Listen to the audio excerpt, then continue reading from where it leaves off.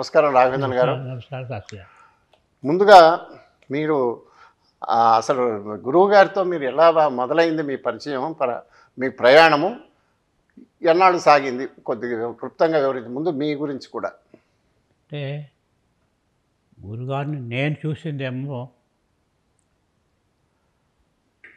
69లో. దాన్ని బట్టి వారు నన్ను ముందు చూడలేదు అని అనుకోకూడదు. దాని గురించి తర్వాత చెప్తాను. 69లో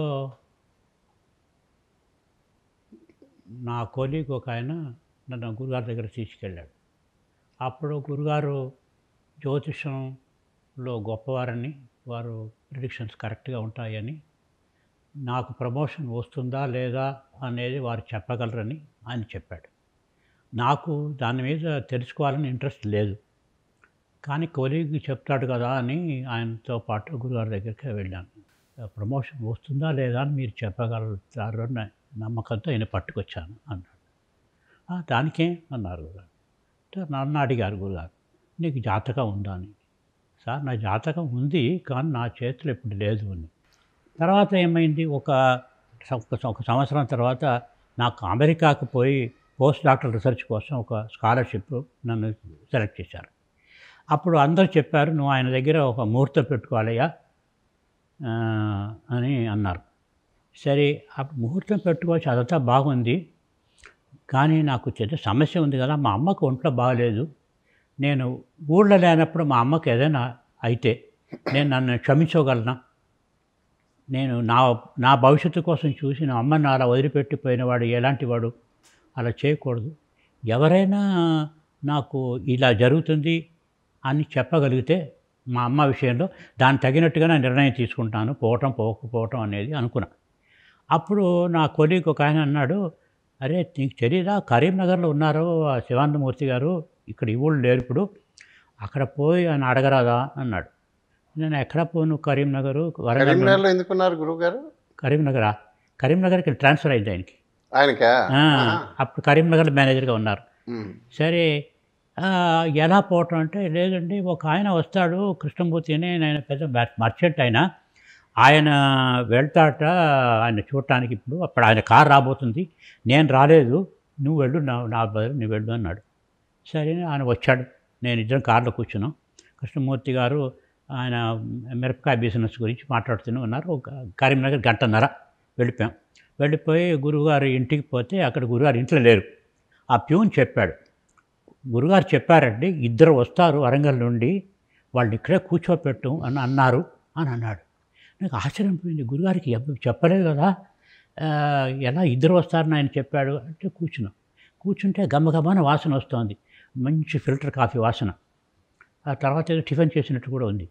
సరే, ఆయన అడిగితే ఆయన ప్యూన్ చెప్పాడు, ఇవి ఇద్దరి కోసమని మంచి టిఫిన్ ఉప్పుమావును చేసి కాఫీ కూడా చేసి పెట్టారంటే గురుగారు అన్నారు.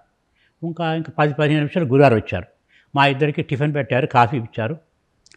అప్పుడు నేను, సార్ నా ఇంట్లో క్వశ్చన్ అడగటానికి వచ్చానంటే మనం మాట్లాడుకుందాం తర్వాత అన్నారు. సరే, అంతా అయిన తర్వాత మీరంతా వరంగల్కి వెనక వెళ్తారు కదా, నేను మీతో పాటు వస్తా అన్నారు. సరే, ఈయన మర్చెంట్కి చాలా ఇష్టమైపోయింది. ఏంటంటే 1 గంటన్నర సేపు బిజినెస్ గురించి డిస్కస్ చేయొచ్చని. గురుగారు కారులో కూర్చున్న తర్వాత నీ క్వశ్చన్ ఏమిటి అని అడిగారు. సార్ ఇలా ఉంది, మా అమ్మకి ఒంట్లో బాగాలేదు, నాకు ఏదో ఫెలోషిప్ వచ్చింది, నేను పోవాలా పోకుండా నువ్వు పో, మీ అమ్మ ఇంక 3 సంవత్సరాలు బతికి ఉంటుందని చెప్పారు. సరే, నా ప్రాబ్లం అయిపోయింది. తన ఏదో ప్రాబ్లం స్టార్ట్ చేయడానికి ఆయన మొదలుపెట్టే, గురుగారు చూడు, మనం ఆనందం అని అంటున్నాం ఎప్పుడూను, సుఖానికి ఆనందానికి డిఫరెన్స్ లేకుండా ఉంటుంది. ఏదో ఒక వస్తువు వల్ల దొరికేది సుఖము, ఏది వస్తువుకి నిమిత్తం లేకుండా వచ్చేది ఆనందము అని స్టార్ట్ చేశారు. ఆనందాలు రకరకాల ఆనందాలు ఉంటాయి. మనిషి ఆనందం ఉంటుంది, దైవానందం ఉంటుంది, బ్రహ్మానందం వరకు అలా ఉంటాయని వేదంలో ఇలా చెప్పిందని చెప్పుకుంటూ వచ్చారు. సో ఆయనకి చాలా కోపంగా ఉన్నాడు. ఆయన బిజినెస్ మాట్లాడనివ్వలేదు గురుగారు. 1 గంటన్నర సేపు అంతా వేదాంతం మాట్లాడారు. వరంగల్ వచ్చేసింది. వరంగల్ నా ఇంటికి నేను వెళ్ళిపోయాను, ఆయన ఇంటికి వెళ్ళిపోయాను.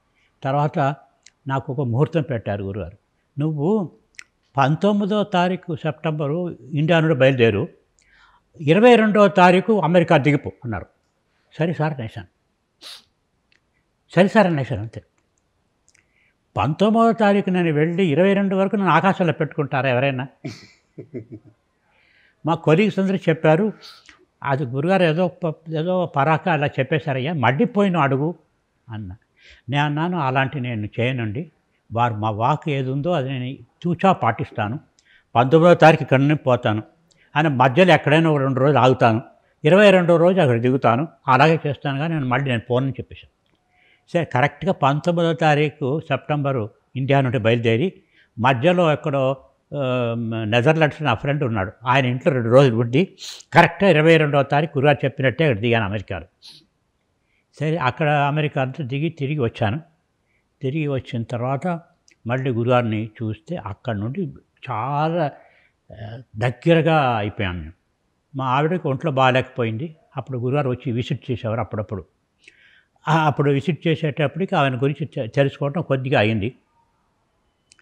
తర్వాత ఇంకా బాగా ఎక్కడ అయిందంటే, మా కొలీగ్ ఒక ఆయన ఉన్నారు, ఆయన భార్యకి ఒంట్లో బాగాలేదు, హాస్పిటల్లో ఉంది. ఆయన్ని అడిగాను నేను, నీకు ఏదైనా సహాయం చేయాలా నేను అని. చేయొచ్చు, నువ్వు ఉదయం 6 గంటలకి గురుగారి దగ్గరికి వెళ్ళి వారిని తీసుకుని హాస్పిటల్కి తీసుకెళ్ళి మా బావిడని చూపించి తీసుకొచ్చి గురుగారిని ఇంట్లో దింపేసి మళ్ళీ 10 గంటలకు వెళ్ళి తీర్థం తీసుకుని హాస్పిటల్కి ఇచ్చేసి ప్రిస్క్రిప్షన్ ఏది ఉందో అది తీసుకొని మడ్డు తిప్పేసేసి వెనకరా రాత్రంతా మనం ఇద్దరం అక్కడ ఆవిడ దగ్గర ఉండాలి అన్నాడు. ముందు వెనక పరిచయం లేదు ఆయన. నువ్వు అడిగాను కదా, నీ ఏమైనా హెల్ప్ ఉంటే కావాలని, అది నేను ఒప్పేసుకున్నాను, అన్నీ చేసేస్తాను. నెక్స్ట్ డే 6 గంటలకి గురువుగారు కదా, ఆయన 6 గంటలకు ఎక్కడ వేస్తారు అని 5:55కి వాళ్ళ ఇంటి గుమ్మం పక్క పోయి ఇంజిన్ ఆఫ్ చేసి నెమ్మదిగా స్కూటర్ ఆపాను. టక్కున డోర్ తీసుకొని, good morning, I hope I'm not late అన్నారు గురుగారు. నాకు టక్ ఉంది, ఈయనకి ఏమి నా అనుమానం ఈయనకి ఎలా తెలిసిందని. సరే let's have coffee and go అన్నారు. ఇద్దరు కాఫీ తీసుకుని అక్కడ నుండి పోతున్నప్పుడు దారిలంతాను ఆ పేషెంట్కి రాత్రి అంతా ఏమైంది, ఎంత టెంపరేచర్ ఉంటుంది, ఎంత బీపీ ఉంటుంది, అన్నీ చెప్పేశారు గురుగారు. అక్కడ పోతే రిపోర్ట్ అన్నీ అలాగే ఉన్నాయి. సో ఏమిటి ఇలా ఇంతగా ఉన్నారైనా అంతా అనుకున్నా. సరే ఇలా రోజు తీసుకురావాలి మందు నేను చూస్తున్నా. ఆయన ఏమనుకున్నారట, ముందు వెనక ఇద్దరికి పరిచయం లేదు, ఇంత సేవ చేస్తున్నాడు, ఇదేంటి ఇంత వీడు ఎలాంటి వాడే వీడు అని ఆయన కూడా అనుకున్నారట నా గురించి. సరే ఒకనాడు వీరు ఎవరై ఉండాలి అని మాట్లాడుతూ పోతుంటే అన్ని సబ్జెక్ట్స్ మాట్లాడతారు, అన్నిట్లోనూ ఒక్కొక్క సమర్థత ఉన్నట్టు కనిపిస్తోంది. అన్ని రంగాల్లో సమర్థత ఉన్న మనిషి ఎవడైనా ఉంటాడా? ఉండడు కదా. ఆ దేవత అయినా ఉండాలి, ఆ ఏ దేవత అయి ఉండాలి అని ఇలాంటివన్నీ ఒక అహోరాత్రి మదనం చేసి ఆఖరిలో కృష్ణ భగవాన్ అయి ఉండాలి ఈయన అని మీరు అనుకున్నారా? మీరే అనుకున్నా. సరే ఒకనాడు ఆయన దగ్గరికి వెళ్ళాను సాయంకాలం వెళ్ళి, sir I have been watching you very closely for all these days. I have come to a conclusion that you are not a human being అన్నా. I am very much a human being. ఇంకేమనుకుంటున్నావు నువ్వు అన్నారు. Sir I think you are some god అన్నాను. And I have also found out what god are you అన్నాను. Is it so? ఏం చెప్పు అన్నారు. You are lord Krishna అన్నాను. గురుగారు you have been observing too much అని కోపంగా ముఖం పెట్టుకుని వెళ్ళిపోయారు. నేను ఇంత కష్టపడి రీసెర్చ్ పెట్టి కనిపెట్టింది ఈయన అంత లేసుగా తీసిన పోయినారేమని నాకు కోపం వచ్చేసింది. నేను వెళ్ళిపోయాను ఇంటికి. సరే ఆయన కొంతసేపు వచ్చి ఇంటికి వెళ్ళి లోపలికి వెళ్ళి బయటకు వచ్చి నేను లేను అక్కడ. సరే తర్వాత నెక్స్ట్ డే మామూలు అయిపోయాను, ఆ విషయం తెలియలేదు. గురుగారు చాలా క్లోజ్ అయిపోయిన తర్వాత అడిగాను, ఏం సార్ నేను ఆనాడు చెప్పాను, మీకు అంత కోపం వచ్చింది ఏమిటి సార్ మీకు అన్నాను. పిచ్చివాడా, కోపం బాధ సంతోషం, నాకు నవ్వు ఆకరైపోయింది. నా దగ్గర 30 సంవత్సరాలు నవ్వాడు కూడా నా దగ్గర నేను ఎవరో కనిపెట్టలేకపోయారు. 10 రోజులు నేను ఎవరో నువ్వు కనుక్కున్నావు, అంత గొప్ప సైంటిస్ట్ నువ్వు అని నాకు నవ్వు వచ్చేసింది. దానికి నేను వెళ్ళిపోయాను అన్నారు. సో అప్పుడే ఆయన ఒక దైవాంశ సంభూతుడు, ఆయన వరంగల్లో ఉన్నప్పుడు మీరు ఇలా కృష్ణతత్వం తెలిసింది అని నేను కనుక్కున్నాను. సరే అప్పుడు 73-74 నుండి గురుగారు మాకు ధ్యానం చేయటం, ఉపనిషత్తులు చెప్పటం అలాంటివన్నీ మేము ఎప్పుడు పోతుండేవాళ్ళం. అప్పుడు ఒక 4 years అలా నడిచింది. ఎంతమంది ఉండేవారు అప్పుడు ఆయన ఎమ్మడి? ఆయన దగ్గర ఒక 10 మంది 12 మంది చెప్పేవారు అంతే. మొత్తం వరంగల్లో ఎక్కువ లేరు. లేరా? ఎక్కువ లేరు. రోజు కలుస్తుండేవారా? రోజు కాదు, వారానికి 3 సార్లు. వారింట్లోనేనా? వాళ్ళ ఇంట్లో చిన్న రూమ్ ఉండేది. ఆయన అప్పుడు ఏంటి వెహికల్? అక్కడ ఏ వెహికల్ మీద తిరిగేవారు? నేను నాకు స్కూటర్ ఉండేది, ఆయన దగ్గర ఏమి ఉండేది కాదు. నేను స్కూటర్లో ఆయన వెళ్ళాను. ఆ గురుగారికి వారికి గురుగారికి వెహికల్ ఏమి ఉండేది కాదు. ఆయనకి పోలీస్ వెహికల్ పోలీస్ ఉండేది. డిపార్ట్మెంట్ కదా. పోలీస్ మీ వెహికల్ స్కూటర్ మీద పోలీస్ వచ్చేవారా? వెహికల్ మోటార్ సైకిల్ పోలీస్ మీరు చెప్పేసి స్కూటర్ మీద ఎక్కించుకున్నారా? సో ఒక చిన్న రూమ్ అండి, 8 feet by 8 feet ఉంటుంది. అందులో ఒక చిన్న స్టూల్ పెట్టి భగవాన్ రమణ మహర్షి ఫోటో పెట్టేవారు. ఈయనే మీకు గురువు అన్నారు. ఈయనే మీకు గురువు అన్నారు. ఈయనకి ఇంకో పరమ గురువు అని ఒక ఆయన ఉంటారు, హిమాలయాస్లో ఉంటారు. పరమేష్ఠి గురువు అంటే దక్షిణామూర్తి, శివుడి యొక్క జ్ఞానమే దక్షిణామూర్తి అని మొదలు చెప్పారు మాకు. ధ్యాన పద్ధతి అని చెప్పారు. రమణ మహర్షి ఇలా చెప్పాడు, దాన్ని మీరు ఇలా ధ్యానం చేసుకోవాలి అన్నారు. కొంతకాలానికి నాకేం అనిపించిందంటే, ఇది ఇలా చెప్తున్నారు కానీ ఈయనే గురువు, ఆయన గురువు అంటారు కాదు, అది కాదు, అది పరమ గురువు ఎవరు, అది ఎవరు ఆయన ఎక్కడ ఉంటారు, పరమేశ్వరు అన్నీ ఈయనే అనిపిస్తుంది నాకు.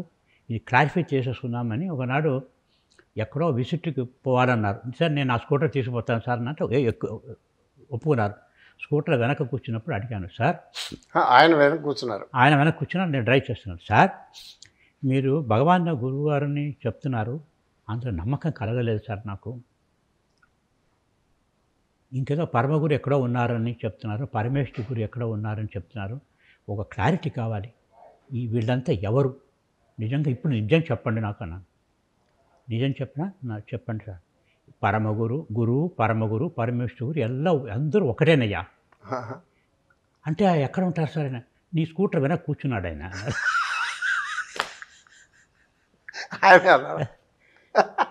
అప్పుడు తెలిసిపోయింది నాకు, అన్ని A to Z అల్టిమేట్ కూడా ఈయన ఒకడే. ఆయన అన్నారు. ఒక పద్ధతిలో ఆయన దక్షిణామూర్తి, శివుడి దగ్గర నుంచి వచ్చినవాడు. ఇంకో పద్ధతిలో చూస్తే ఆయన నందాదేవి పరమగురు. ఇంకో దాంట్లో చూస్తే ఆయన గురువు శివానందమూర్తి గారు ఇక్కడ మనుష్య రూపంలో ఇక్కడ ఉంటారు, అందరూ ఒకటే అని ఫస్ట్ నాకు చెప్పేశారు. అప్పుడు నాకు పటాపంచలు అయిపోయింది, నా డౌట్ ఏమీ తర్వాత ఉండలేదు. సో ఇలా ఉన్నప్పుడు చాలా క్లోజ్గా బిహేవ్ ఉండేవాళ్ళం. అప్పుడు మా ఫ్యామిలీ గురించి, మదర్ గురించి, ఫాదర్ గురించి అన్నీ చెప్పుకుంటూ వచ్చేవాడిని. అప్పుడు ఒకనాడు చెప్పాను గురుగారికి, సార్ ఒక చిన్న ఈవెంట్, ఇంట్రెస్టింగ్ ఈవెంట్ సార్. నేను పుట్టిన 6వ రోజున మా ఊళ్ళో మా వీధిలో ఒక బైరాగి వచ్చాట సార్. ఎర్లీ మార్నింగ్ 4 o'clock అట్ట. అది బైరాగి వచ్చి అరిస్తే మన వాళ్ళు ఏమిటి ఏం కావాలంటే, లేదు ఇక్కడ ఒక అబ్బాయి పుట్టాడు వాడిని చూడాలన్నాడు. సరే ఆయన యూజువల్గా అలాంటి బైరాగులకి బట్ట డబ్బో ఏదో ఇస్తారు, ఆయన ఏదో తీసుకోండి అన్నాడు, కుర్రాన్నే చూడాలన్నాడు. అప్పుడు మా అమ్మకి వాళ్ళకి చెప్తే, వాళ్ళు ఆయన చూపించకపోతే శాపం పెట్టచ్చు, కన్వెన్షన్ ప్రకారంగా రాకూడదు, 10-11 రోజులు స్నానం చేసిన తర్వాత బయటకు రావాలి, పర్వాలేదు ట్రెడిషన్ బ్రేక్ చేసి వెళ్తానని చెప్పి మా అమ్మ నన్ను తీసుకుని ఇంటి బయట వచ్చి రోడ్డుకి వచ్చింది. అప్పుడు మా అమ్మ చెప్పిన వర్షన్ ఏంటంటే, నిన్ను చూసి ఆయన బ్లెస్ చేశాడు, తల మీద చేయి పెట్టాడు, వీడు ధీరుడుగా ఉంటాడు, ఈయన దైవానుగ్రహం సంపూర్ణంగా ఉంటుంది అని అన్నాడు అని చెప్పింది. ఇలా అమ్మ మా చెప్పింది సార్, ఆ బైరాగి ఎవడో ఏమిటో సార్ అని అన్నా. తల్లిదండ్రులను సంపూర్ణంగా తీర్చుకుంటాడు వాడని నేను చెప్పానే, అది మీ అమ్మ చెప్పలేదు అన్నారు. అప్పుడు ఒక్కసారి గుప్పని ఆయన వచ్చిన బైరాగి ఈయనే, నేను పుట్టి 6వ రోజే నన్ను చూసేశాడు, అప్పుడే నన్ను బ్లెస్ చేసేసాడు అని అప్పుడు అర్థమైంది. అంటే గురువులు తమ శిష్యులు ఎక్కడెక్కడ ఉంటే కూడా అక్కడక్కడ వెతుక్కుంటూ పోయి వాళ్ళని బ్లెస్ చేసేస్తారు. కొంతమందిని జీవితాంతం వాళ్ళు చూడలేరు అనుకోండి, ఒక్కసారి బ్లెస్ చేసేస్తారు. అప్పుడప్పుడు చూసిన వాళ్ళు చేస్తారు. ఇప్పుడు మీరు అసలు లైఫ్ టైం మొత్తం ఇక ఉద్యోగం కూడా వదిలేసి వారితోనే సెటిల్ అయ్యారు కదా, అవును. అది ఎలా జరిగిందండి? అది చెప్తాను, దానికి వస్తాను, భీమిలి వస్తాను. సో ఇలా ఉంది. తర్వాత గురుగారు హైదరాబాద్కి వెళ్ళిపోయారు 80కి. 84లో అమ్మగారు పోయారు. గురుగారు మాత్రం ఒంటరిగా ఇక్కడ ఈ ఊరికి వచ్చారు. ఈ ఊరికి వస్తే పెద్ద అరేంజ్మెంట్ లేదు ఇక్కడ వారికి. ఎవరో ఒక డ్రైవర్ ఉండేవాడు, కారు ఉండేది. ఆ డ్రైవర్ ఏదో హోటల్ ఉండేది తీసుకొచ్చేవాడు. చాలా బాగాలేదు. వాళ్ళు వీళ్ళు వచ్చి 10 రోజులు 20 రోజులు ఉండేవారు. ఏదో వంట చేసి పెట్టేవారు. ఒక వ్యవస్థ అనేది ఏమి ఉండలేదు.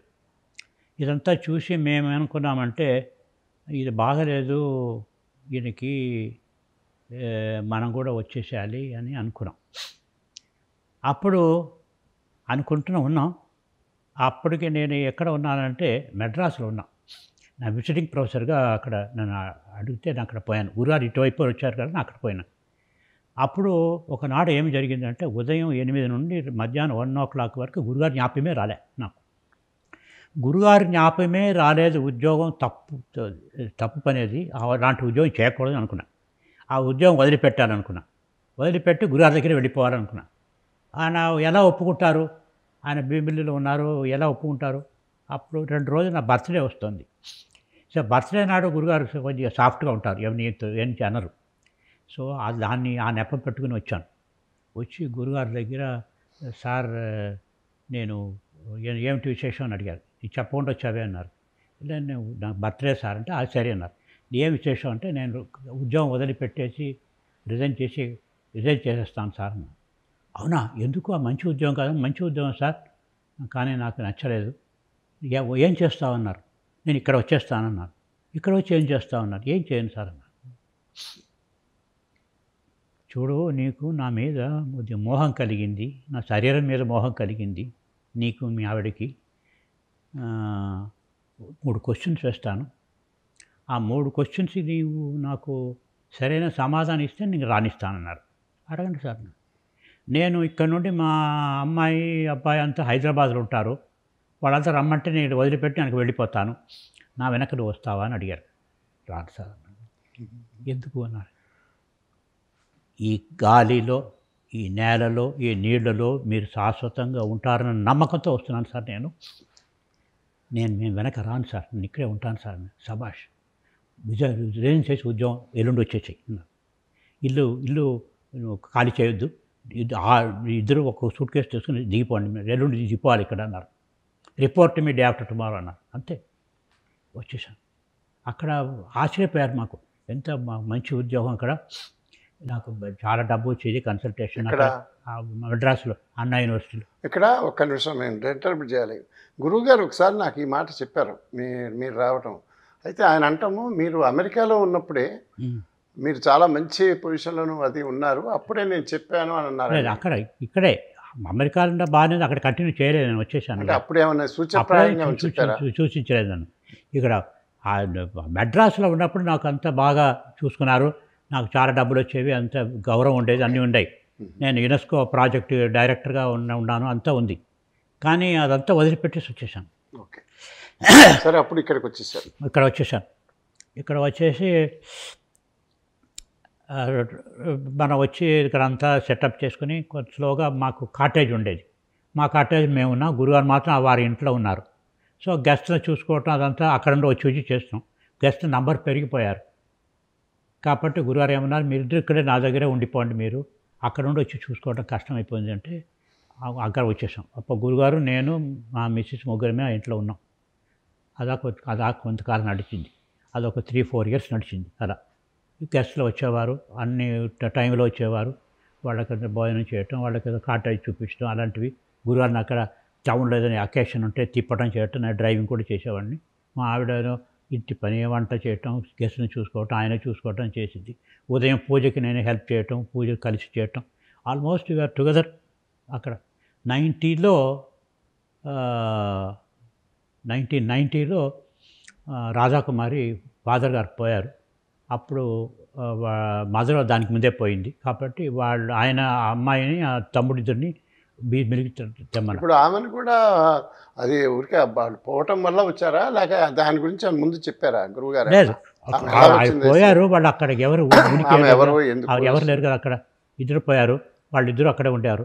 సరే, వాళ్ళు అక్కడ ఉండేవారు, ఇక్కడే ఉండొచ్చు కదా అని చెప్పి ఎక్కడ ఉంటారు, ఇక్కడే వచ్చేసేయచ్చు అని చెప్పారు గురువారు. సరే, వాళ్ళిద్దరు ఎంతోమందికి ఆయన కనెక్ట్ అయ్యి ఉన్నారు కదా. ఎంతోమందికి అలా పరిస్థితి ఉండొచ్చు కదా, ఈ అమ్మాయినే అక్కడ తల్లిదండ్రులు ఇద్దరు పోయారు కదా ఇక్కడ ఈ కేసులో. తల్లి ముందే పోయింది, తండ్రి మాత్రం ఉన్నాడు, ఆయన కూడా పోయాడు. ఇద్దరు లేకుండా పిల్లలు ఇద్దరు ఎలా చేస్తారు? ఆవిడ కాలేజీలో చదువుతున్నాడు, ఈ అమ్మాయి కూడా కాలేజీలో ఏదో చదువుతుందో ఏదో మొత్తం. సరే ఇద్దరిని ఇక్కడ వచ్చేసేయమన్నారు. ఆ కాలేజీ వాడు తర్వాత అబ్బాయి గీతం కాలేజీలో కంటిన్యూ చేశాడు, అమ్మాయి ఇంట్లోనే ఉండిపోయింది. అలా 90 నుండి స్టార్ట్ అయింది. అలా మేము మా భీమిలీ హౌస్ హోల్డ్ ఏమిటంటే ఒక్కొక్కరికి ఒక్కొక్క ఉద్యోగం ఉంటుంది అక్కడ. ఏమిటి, నాకేమో ఉదయం గురుగారికి న్యూస్ పేపర్ చదివి, ఆయన చదవరు, నేను చదివి ఇది చదవండి సార్ ఇది బాగుంటుంది, ఈ ఆర్టికల్ డర్టీగా రాశాడు ఇది చదవకండి, ఇలాంటివన్నీ గైడెన్స్ ఇస్తాను. సరే తర్వాత భోజనం అయిన తర్వాత నేను చెప్పింది చదువుతారు. తర్వాత పూజకి అన్ని దేవతార్చనంతా కడిగిడి రెడీ చేయాలి. తర్వాత వచ్చిన వాళ్ళందరినీ ఏదో పలకరించాలి చేయాలి. తర్వాత ఏదో విజిట్స్ ఉంటాయి, అక్కడికి రా ఇక్కడికి రాని, అక్కడ ఎక్కడ ఉన్నారో వాళ్ళ అడ్రస్ అంతా తెలుసుకోవాలి. వాళ్ళు దానికి గురుగారిని కారులో తీసుకురావాలి. ఆయన పని నాది. మా ఆవిడకేదో గురుగారిని చూసుకోవటం, వంట చేయటం, గెస్టులు చూసుకోవటం, ట్రావెల్ ఉంటే ఏర్పడటం. రాధాకుమారికి కరెస్పాండెన్స్ అయినది. తర్వాత ఏదో ఆర్టికల్స్ రాయేస్తే డిక్టేషన్ తీసుకోవటం, తర్వాత లైబ్రరీ చూసుకోవటం, అలాంటివి ఆవిడ. మా రోల్స్ అన్నీ వెల్ డిఫైన్డ్ రోల్స్. గురుగారు అనేవారు మేము 4 ఉన్నాం, మనం 6 పార్టీలు ఉన్నాయని. 6 పార్టీలు, నేను గురుగారు ఒక పార్టీ, నేను మా ఆవిడ ఇంకో పార్టీ, మా ఆవిడ గురుగారు ఒక పార్టీ. ఒక ఇష్యూ మీద ఒక్కొక్కరు ఇద్దరు కలుస్తారు, ఇంకే 4 కలవరు. అలా పాలిటిక్స్ ఉండేది అని అన్నవారు. సో అలా జరిగింది అక్కడ భీమిలీ హౌస్ హోల్డ్. నాకు చిన్న డౌట్ ఉంది, మిమ్మల్ని అడగాలి. ఇప్పుడు మీరు ఎప్పుడు 24 గంటలు ఆయన దగ్గరే ఉంటారు కదా, పక్కనే మాట్లాడతారు చేస్తారు కదా. నేను ఎప్పుడన్నా నేను వచ్చి ఆయనతో చాలా ఎక్కువసేపు ఎప్పుడైనా మాట్లాడితే తప్పనిసరిగా మీరు మిగతా పనులన్నీ మానేసి వచ్చి కూర్చునేవారు. అట అసలు మీకు అవన్నీ వినే అవకాశం చాలా ఉంది. అంత ఇంట్రెస్ట్ ఎవరు చూపించేవారు కాదు. అంటే ఒక ఏమిటంటే నేను లేననుకోండి, నేను అక్కడ లేననుకోండి, నాకు ఎక్కడన్నా అడిగి నన్ను కూర్చోమని చెప్పేవారు. అవును, అది కూడా నేను అబ్జర్వ్ చేశాను. సమ్టైమ్స్ ఏమవుతుంది, రమణన్ వాళ్ళంతా వచ్చి గురుగారి దగ్గర ఏదో క్వశ్చన్ అడుగుతారు. అప్పుడు గురుగారు చాలా లోకల్గా చాలా పనులు చేసేవారు. స్కూల్కి ఏదో రూమ్ కట్టించటం, గుడి రిపేర్ చేయటం, ఇంకోటి. ఆ పనులన్నీ చూసుకుని నేను వచ్చాను అనుకోండి, వాళ్ళ దగ్గర ఒక అరగంట మాట్లాడి ఉంటారు. నేను రాగానే కూర్చోపెట్టి అరగంట మాట్లాడి మళ్ళీ చెప్తారు నాకు. సో నేను ఆయన ఎవరికి ఏది చెప్పినా ఆల్మోస్ట్ నేను ఉండేటట్టు ఆయన చూశారు. కాబట్టి ఎవరు ఏమి అడిగారో దానికి ఏమేమి సమాధానం చెప్పారో ఓవర్ ది డికేట్స్ నాకు తెలుసు.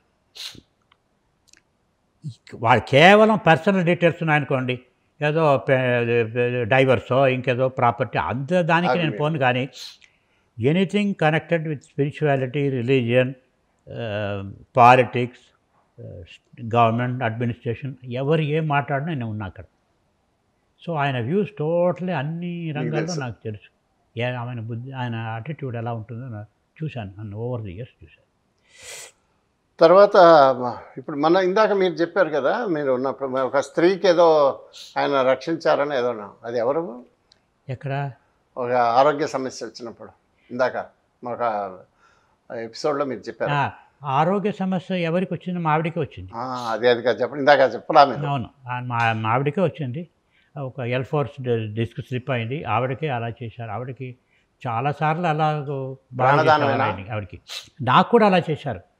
84 నేను మెడ్రాస్లో ఉన్నప్పుడు నాకు చిన్న ఏదో కురుపులాగా ఏదో లేచింది. అక్కడ క్యాన్సర్ ఇన్స్టిట్యూట్కి వెళ్తే నీకు క్యాన్సర్ ఇది మెలనోమా అని అన్నారు. నీకు మెలనోమా వచ్చింది, ఆపరేట్ చేయాలన్నారు. ఏదో ఆపరేట్ చిన్నది చేస్తారంటే పెద్దది గొయ్యలాగా చేశారు. అప్పుడు ఆపరేషన్ నేను థియేటర్లో అయ్యి ఎవరిని రానివ్వలేదు, వార్డుకి తీసుకెళ్ళిపోయారు. చాలా పెయిన్, భరించలేని పెయిన్ ఉంది. గురుగారు మా ఆవిడ ఇద్దరు బయట ఇసుక దిబ్బ ఉంటుంది, అంత ఇసుక దిబ్బలో కూర్చుని ఉన్నారు. వాళ్ళని రానివ్వలేదు వాళ్ళు. సరే నేను ఎలాగైనా స్లోగా విండో దగ్గరికి వెళ్ళి ఎలా ఉందని గురుగారు అడిగారు. నీకు తేడు కొట్టినట్టు ఇలా ఉంది అన్నాను. అంతే ఇలా అన్నారు, పెయిన్ వెంటనే తగ్గిపోయింది. సో తర్వాత గురుగారు వెళ్ళిపోయారు. వాళ్ళు టెస్ట్ పంపించారు. ఆ టెస్ట్ పంపించి నీకు మెలనోమా కన్ఫర్మ్ అయిపోయింది, మీకు స్టేజ్ 2లో ఉన్నావు, నువ్వు కీమోథెరపీ తీసుకున్నట్టయితే 2 years ఉంటావు, తీసుకోకపోతే 6 నెలలే నీకు అని అన్నారు. సరే గురుగారికి ఫోన్ చేస్తే గురుగారు నీ విషయంలో నీ ఎంతకాలం ఉండాలో అని తీర్మానం చేయటం వాళ్ళు కాదు, నువ్వు అది ఆవిడ ట్రీట్మెంట్ ఏం తీసుకోవద్దు వచ్చేయమన్నారు. సరే నేను భీమిలికి వచ్చాను. నన్ను రోజు హోమియో మంత్ ఇచ్చేవారు, ఏదో డ్రెస్ చేసేవారు. ఒక 15-20 రోజులతో బాగా అయిపోయింది. వాళ్ళ మందు ఏమీ తీసుకోలేదు. కానీ వాళ్ళు ఏమనుకున్నారు, నేను వాళ్ళ అడ్వైస్ తీసుకోలేదని చెప్పి చాలా లెటర్స్ పంపించేవారు. ఏది ఇంటర్నేషనల్ ఎక్స్పర్ట్స్, క్యాన్సర్ ఎక్స్పర్ట్స్ వస్తే కూడా నాకు ఇన్విటేషన్ వచ్చేది, నువ్వు వచ్చి చూపించుకొని ఫ్రీగా. నేను పోలేదనుకోండి, అలా అయింది. అలా సేవ్ చేశారు నన్ను. ఇక్కడ గురుగారు ఇక్కడ లోకల్గా ఒకనాడు మన ఇక్కడ రుణపడిపోతున్నాము ఈ ప్రాంతానికి, ఇక్కడే నీరు గాలి తీసుకుంటున్నాం, మనం ఏదైనా చేయాలని చెప్పి స్టార్ట్ చేసి ఇక్కడ ఒక విలేజర్స్కి ఒక హాల్ కట్టడం, గుడిని రిపేర్ చేయటం, ఒక లోకల్ కాలేజెస్కి హాల్స్ కట్టివ్వటం, ప్లే గ్రౌండ్ చేయటం, ల్యాబొరేటరీస్ కట్టివ్వటం, అలాంటివి చాలా పనులు ఇక్కడ చుట్టుపక్కల అంతా చేసుకుంటూ వచ్చేవారు. ఇది గుడి సంగతి ఆద్యాది మహాలక్ష్మి అది చాలా గొప్ప పని. అది దానికి ముందు ఇక్కడ గణపతి ఆలయం ఉంది. అది చాలా విశేషమైన ఆలయం.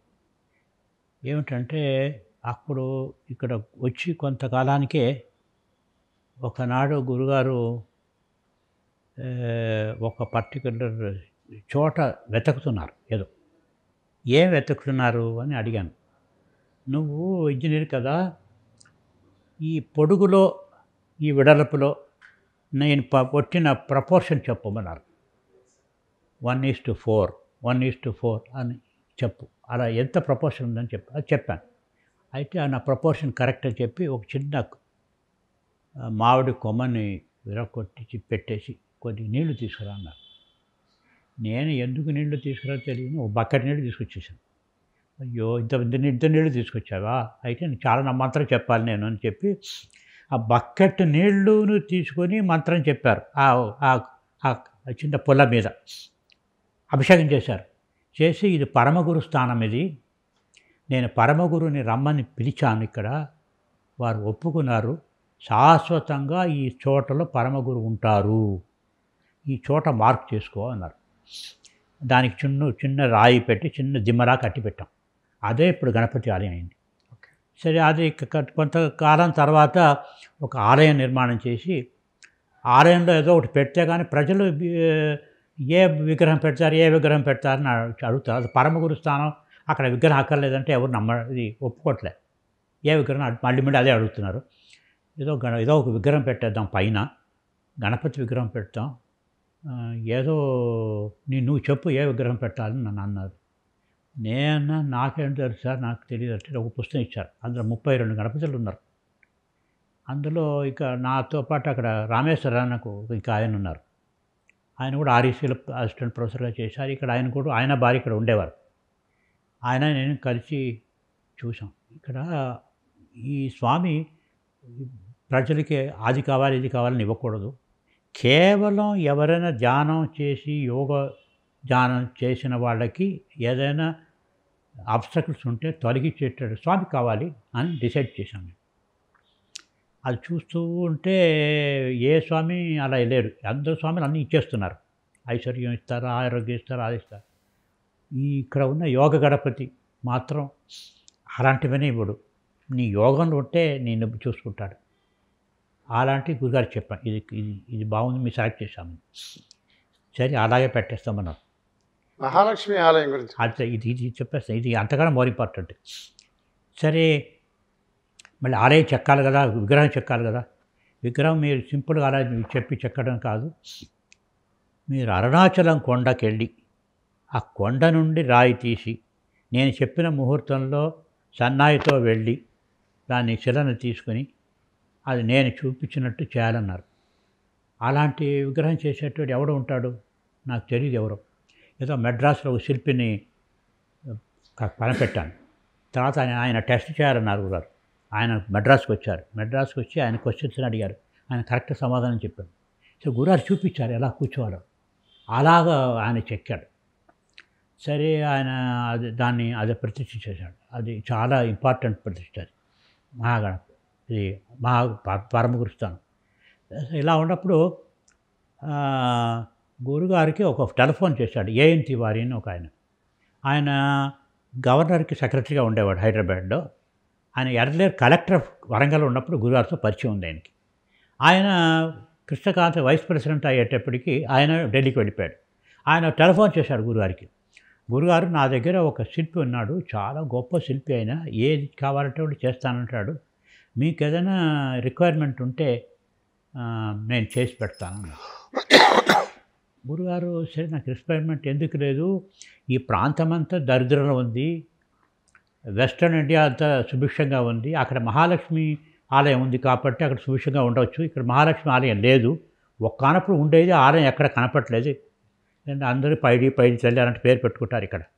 ఇక్కడ ఒక మహాలక్ష్మి ఉపాసన ఉండేది ఒక కానప్పుడు, ఇప్పుడు ఎక్కడ కనపట్లేదు, మళ్ళీ ఇక్కడ మహాలక్ష్మి ప్రతిష్ఠ చేస్తే వీళ్ళు బాగుపడతారు ఈస్టర్న్ కోస్ట్ వాళ్ళు అని, ఆ మహాలక్ష్మి విగ్రహం నాకు ఇష్టం, కానీ నేను ఎలా చేస్తానో అలా చేయగలడా వాడు అని అడిగారు.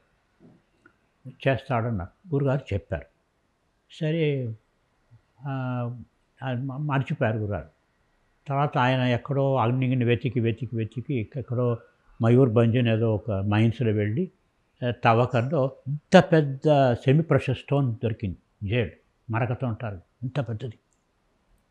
అది తీసుకొచ్చి, ఆయన వైస్ ప్రెసిడెంట్ సెక్రటరీ కదా, సో ఆయన పెద్ద గవర్నమెంట్ డిఫికల్టీస్ అన్న తొలగించి ఏదో చీప్గా ఇప్పించుకొని ఆయనకి ఇస్తే ఆయన చెక్కి తీసుకొచ్చాడు. ఇక్కడ చెక్కి తీసుకొస్తే వైభవంగా ఉంది. ఇంత వైభవమైన అమ్మవారికి చిన్న ఆలయం ఏదైనా సరిపోకూడదు, పెద్ద ఆలయం కట్టాలని గురుగారు నిర్ణయం చేసుకున్నారు. సరే ల్యాండ్ వెతుకుతుంటే ఒక ఆయన అక్కడ 1 acre కొనిచ్చాడు. విజయ నిర్మాణ్ అని ఒక ఆయన ఉన్నాడు ఇక్కడ కాంట్రాక్టర్, విజయ్ కుమార్ అని. ఆయన 1 acre కొని మన గురుగారికి ఇచ్చాడు. ఆలయం అక్కడ మహాపాత్రాన్ని చెక్కినాడే ఆయనే ఆలయ నిర్మాణం కూడా చేశాడు. సో అది ఆయన గురుగారు సంకల్పం ఎలా ఉండిందంటే, ఇక్కడ పెట్టిన అమ్మవారు పరాశక్తిగా ఉండాలి. నేను చెప్పాను కదా, రెండో బ్రహ్మకి నేచర్ పరాశక్తిని, పరమశివుడు పరాశక్తి, ఆ పరాశక్తి ఉండాలి నంబర్ 1. నంబర్ 2, పరాశక్తి అంటే పెద్ద యంత్రం మీద పెట్టడం, మంత్రం తంత్రం అలాంటివి కాకూడదు. Simply a man on the street can go and talk to her as though she is mother. అమ్మ, నాకు దరిద్రం ఉంది, నాకు డబ్బు కావాలి, నాకు ఏదో జబ్బు పడుతుంది, డబ్బు చేస్తుంది, నాకు ఆరోగ్యం కావాలి, అలాంటి ఆయన భాషలో చెప్పితే కూడా పలికేటట్టు ఒక తత్వం పెట్టాలి అక్కడ.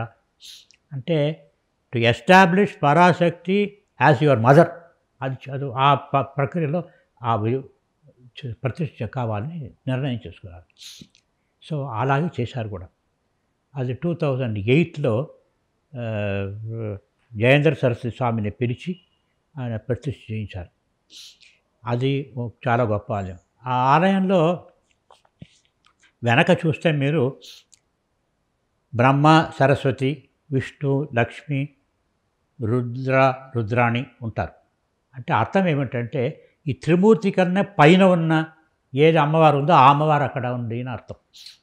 ఇంకొక విశేషం ఏమిటంటే, అమ్మవారు కూర్చున్న ప్లాట్ఫామ్ స్ట్రైట్ ఏదో చిన్న డబ్బా లాంటి ప్లాట్ఫామ్ కాదు, అది శివలింగానికి బాటం పార్ట్, అది పానవట్టం అంటారు. అది అంటే ఏమంటే అర్థం, అమ్మవారు ఆ పానవట్టం కలిపితే శివుడే అనమాట. అదే సదాశివుడే, అది ఒకటి, ఇది పరమశివుడు, పరాశక్తి, అలాంటి విశేషమైన ప్రతిష్ట అది. సరే, ఇప్పుడు ఆలయానికి కావాల్సినవి సప్తమాతృకలని పెట్టారు, బయట దశమహావిద్యలని పెట్టారు, అవన్నీ చాలా విశేషాలు, ప్రతిదానికి విశేషం ఉంది. సో కామన్ మ్యాన్కి యాక్సెసిబుల్గా ఉండాలనే ఉద్దేశంతో ఇక్కడ ఈ ఆలయం చేశారు. ఇది కాకుండా ఇంకో ఆలయం కూడా అక్కడ ఉంది, సాక్షి గణపతి అని ఒక ఆలయం ఉంది. ఆ శిల్పి ఎక్స్ట్రాగా చేసి గురువారు తీసుకొచ్చాడు. ఆ సాక్షి గణపతి ఏమిటంటే, ఆయన చూస్తాడు. సాక్షి అంటే విట్నెస్, మీరు వచ్చి నిలబడతారు కూడా మేము చూస్తాడు, స్కాన్ చేస్తాడు, వీడెవడు, వీడి అర్హత ఏమిటి, వీడు ఏం కావాలని కోరుతున్నాడు. సరే చూసి, ఈయనకి ఇది కావాలని అడుగుతున్నాడు కానీ ఇది అర్హత లేదు, ఏ అర్హత లేని కారణం ఏమిటి, నా కారణం తొలగించేసి ఆయనకి అర్హత ఇప్పించి ఆయన అమ్మవారి దగ్గరికి పంపిస్తాడు. అమ్మవారి దగ్గరికి పోతే అర్హత ఉంది కాబట్టి అమ్మవారికి కావాల్సింది చేస్తుంది. సో ఒక స్క్రీనింగ్ అనమాట. ఇక్కడే స్క్రీన్ చేసి మిమ్మల్ని బాగా చేసి గురువు చేసే పని ఆయన చేస్తాడు. గురువు పద పని చేస్తాడు. మిమ్మల్ని ఉన్న సంస్కారాలను బాగా తీర్చిదిద్ది భగవంతుడి దగ్గర పంపిస్తాడు. భగవంతుడు చూస్తే మీకు డిజైనింగ్ మ్యాన్ ఇచ్చేస్తాడు. అలాగూ గురువే తనని సాక్షి గణపతిగా పెట్టించుకున్నట్టు అనుకోండి మీరు. పోనీ అది కూడా కరెక్టే. సరే రాఘవేంద్ర గారు, ఇంకొక విషయం అండి, మీరు వారితో ఇన్నేళ్ళు సహచర్యం చేశారు కదా, వారిగా దేహం తాలించే ముందు ఏమన్నా ఏం చెప్పేవారు అసలు దాని గురించి మీకు? దేహం తాలించే ముందు నిష్క్రమించడం ఎలా జరిగింది? అది ముందు ఆయన 2014లో వారికి ఒక చిన్న బ్లడ్ క్లాట్ అయింది బ్రెయిన్లో. దానివల్ల ఇదంతా తిరిగేటట్టు అనిపించింది. తర్వాత అది మా మందుల వల్ల క్లాట్ కరిగిపోయింది, బాగా అయ్యారు. కానీ కొద్దిగా క్షీణించడం స్టార్ట్ అయింది కొద్దిగా అప్పుడప్పుడు. అప్పుడు వారు ఏమన్నారంటే, ఇది నా కర్మ నేను తీసుకుంటున్నాను, ఏదే కర్మ అంతా నేను తీసుకుంటున్నానంటే మీ అందరూ లాస్ట్ మినిట్లో అనాయాసంగా పోవాలి. లాస్ట్ మినిట్లో పెళ్ళాం పిల్లలు, ఉద్యోగం, డబ్బు, దేహం ఆలోచన లేకుండా కేవలం గురువు దేవుడి మీద ఆలోచనతో మీరు పోవాలి. దానికి కావాల్సిన మనశ్శాంతి మీకు కలగాలి. దానికి అడ్డం వచ్చే కర్మ తొలగాలి. ఆ కర్మ అంతా నేను తీసుకున్నాను అన్నారు. నంబర్ 1. నంబర్ 2, ఈ దేశంలో ఇంకా ముందుకు వచ్చే నాయకులు ఉంటారు, అందులో మంచివాళ్ళు ఉంటారు. కానీ వాళ్ళు పని చేయకుండా అడ్డంగా వాళ్ళ కర్మ కూడా ఉంటుంది కదా. మంచి పని చేద్దామనుకుంటాడు, వాడికి ఏదో రోగం వస్తుంది, వాళ్ళ ఇంట్లో ఏదో ఇబ్బంది కలుగుతుంది, వాళ్ళ సపోర్టర్స్ అని ఆయన మోసం చేస్తారు. అలాంటి వాళ్ళు అవుతారు. వాడు మంచి పని చేయలేకపోతాడు. కాబట్టి ఇక్కడ ముందు వచ్చే పరిపాలకుల్లో ఏ కర్మ వాళ్ళని మంచి పని చేయలేక అడ్డం పడుతుందో ఆ కర్మవంతా కూడా తీసుకున్నానన్నారు. ఇప్పుడు వచ్చే లీడర్స్ ఎవరు ఉంటారో మన దేశంలో, మన పరిపాలకులు, వాళ్ళు స్మూత్గా పని చేయగలుగుతారు. ఎందుకంటే వాడొక మనుష్య జన్మలో రావాల్సిన ఏదైతే కర్మ ఉందో, చెడ్డ కర్మ అంతా దీన్ని తీసుకున్నారు. వాళ్ళకు అడ్డే ఉండదు. వాళ్ళు చేసిన పని మంచి పని చేసుకుంటూ పోతారు. సో ఆ అబ్స్ట్రకిల్స్ అన్ని వాళ్ళకి రిమూవ్ చేశారు. సో అదంతా ఆ కర్మ క్వాంటిటీ చాలా ఎక్కువైపోయింది. కాబట్టి నా శరీరం మీద దాన్ని ప్రభావం పడుతుంది. దానికి నేను సఫర్ అవుతున్నాను. నేను ఇలాంటివి నేను ఎప్పుడు చేయలేదు, ఇంక ముందు కూడా ఎప్పుడు చేయను. నేను ఇది ఫస్ట్ అండ్ లాస్ట్ టైం ఇలాంటి పని చేసేది నేను అన్నారు. నేను ఇలాంటి సఫరింగ్ అలాంటివన్నీ చూడలేదు. నేను ఎప్పుడు ఎలా చేస్తానంటే, నేను ఇప్పుడు ఇక్కడ నేను ఈ జన్మ ఇంకా చాలని అనుకుంటే నా శరీరం, నా పంచభూతాలు కలిసిపోతాయి. నేనేమో హిమాలయాస్ వెళ్ళిపోతాను, అంతే. ఎవరు ఉండరు అక్కడ, ఖాళీ అయిపోతుంది. నీళ్ళలో వెళ్ళిపోతుంది, ఇదేమో ఎర్తలో వెళ్ళిపోతుంది. అలా అవుతుంది. ఇలాంటివన్నీ రోగం వచ్చి మందులు తీసుకుని అలాంటివన్నీ అవ్వలేదు ఎప్పుడూను. ఇప్పుడు ఎందుకు తీసుకుంటున్నానంటే ఆ కర్మ నేనే అనుభవించాలని తీసుకుంటున్నాను అన్నారు. మరి వారి అమ్మగారికి, నాన్నగారికి వారే ఎప్పుడంటే అప్పుడు ఇచ్చారు శ్రీమతికి ఇచ్చారు కదా. ఇచ్చారు. మరి ఈయన ఇంత సఫరింగ్ అనేవారికల్లా అదే తీసుకోవాలి, తీసుకుని అది క్లియర్ చేయాలని. యోగికి ఇచ్చామరణం ఉంటుంది అనేది ఆయన చెప్పేవారు. లేదా అది సరే, అది మీకు అది ఆయనకి సఫర్ అయ్యేది ఎవరండి? ఆయన శరీరమే కదా. ఆయన సఫర్ అవ్వరు, ఆయన పీస్ఫుల్గా ఉంటారు. శరీరం సఫర్ అవుతుంది అంతే. రమణ మహర్షి క్యాన్సర్ వచ్చింది, ఆయన కర్మ చేశాడా, పాపం చేశాడా? సరే కోసుకోండి అన్నాడు. మీరు కోసుకోండి పోనీ, కాబట్టి కోసుకోండి అన్నాడు. ఆయనకి లెక్కలేదు, ఆయన శరీరం కాదు రూఢిగా తెలుసుకునేవాడు. అదే ఇలాంటి అంటే ఈయనకి శరీరం మీద, తన శరీరం అని మనం అనుకోవట్లేదు. ఆయన శరీరం మీద రోగం పోతుంది, శరీరం నడవట్లేదు, శరీరం మాట్లాడట్లేదు, శరీరానికి బాధలు ఉంటాయి, పోతుంది. తానేమో పీసులు జ్ఞానంలో ఉంటారు, ఆయన ఆనందంలో ఉంటారు. ఆ శరీరం తీసుకున్నందు వల్ల ఎవరెవరికి అనుకున్నారో వాళ్ళ కర్మంతా నాశనం అయిపోతుంది. ఇప్పుడు ఎలా ఉంటుంది, ముందు చెప్పాను కదా, ఒక snake bite that can kill a man, అది ఆయన మీద చిన్న పురుగు కుట్టినట్టు ఉంది. ఆ స్కేల్ ఆయనకి తక్కువ అవుతుంది. సో ఆయన శరీరం కూడా దివ్య శరీరం, అది మామూలుది కాదు. కాబట్టి పెద్ద కర్మ దాని మీద తీసుకోగలదు. అంత పెద్ద కర్మ తీసుకుని ఆ కర్మ క్షయం చేస్తారు, నాశనం చేస్తారు. మంచిది రాఘవేంద్రన్ గారు. ఈ పరబ్రహ్మ వస్తువు యొక్క స్థితి, అనుభవం శివానందం. ఆ శివానందాన్ని పొందే మార్గము శివానంద యోగం. అది గురుగారు ఏ లెవెల్కి కావాలంటే ఆ లెవెల్కి తగినట్టుగా నా ఈ జన్మలో నా బోధకి అల్టిమేట్ ఇదే బోధ, ఇంతకన్నా బోధ ఉండదు అని చెప్పారు. అబ్బా. కాబట్టి వారు ఈ జన్మలో చేసిన బోధకి అల్టిమేట్ బోధ ఈ ధ్యానయోగం, ఆ ధ్యానం చేసుకోండి అన్నారు. వాళ్ళు శరణాగతియే గొప్పదని వాళ్ళు డిసైడ్ చేశారట వాళ్ళ గురువులందరూ.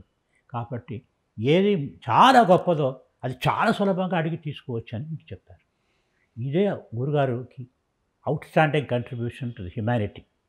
వారిని అడగటం, శరణాగతి తీసుకోవటం, అంతే.